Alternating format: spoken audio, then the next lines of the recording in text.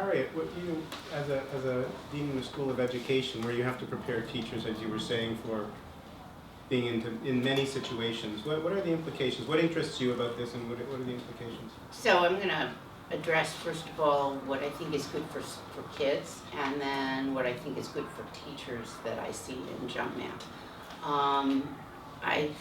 I first of all, for kids, see a very good example of guided discovery learning, where there are right and wrong answers, and kids aren't encouraged to just kind of muck around in ways that make them frustrated and perhaps lead in directions which aren't necessarily productive. So I think guided discovery is a really important component. I think what John and his team have done is create practice materials which demonstrate all the principles of good instructional design. They've done a very careful job of sequencing. They've analyzed tasks step by step into manageable bite-sized pieces. They've scaffolded and suggested ways that teachers can support moving from one step to another. They emphasize and identify patterns, and they use visual representations of math concepts. I'm going to, perhaps because I'm old, I'll say that many of these principles existed when we looked more than 30 years ago at learning disabilities. And we discovered that kids who were then called learning disabled were kids who were instructionally dependent. And many of these principles of practice and instructional design were spelled out at that time. The problem is that it's very hard for an individual teacher to be able to pull that off. As you point out, your team spends hours creating materials. Teachers have, elementary teachers in particular, have hours spent with kids and an incredible number of preps that they're supposed to be able to do to stay on top of all the content areas.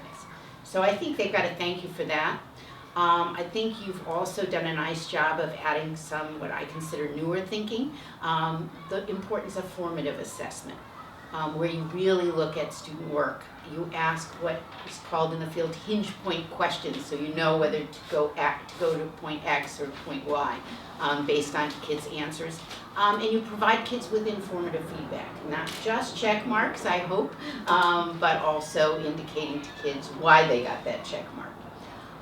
For teachers,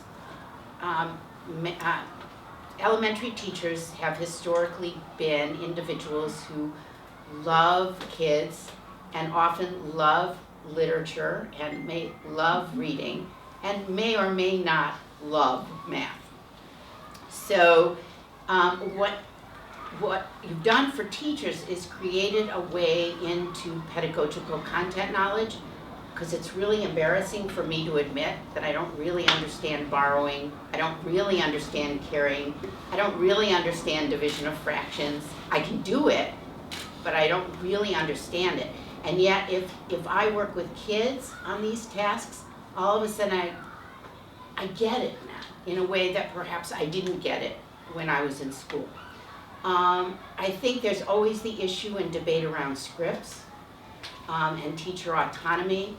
But again, I believe by having very well designed materials, teachers can understand the value of the scripts and scaffolds that they've been given. And the practice materials with bonus and enrichment items are gold for a busy teacher. So that's what I see in jump math.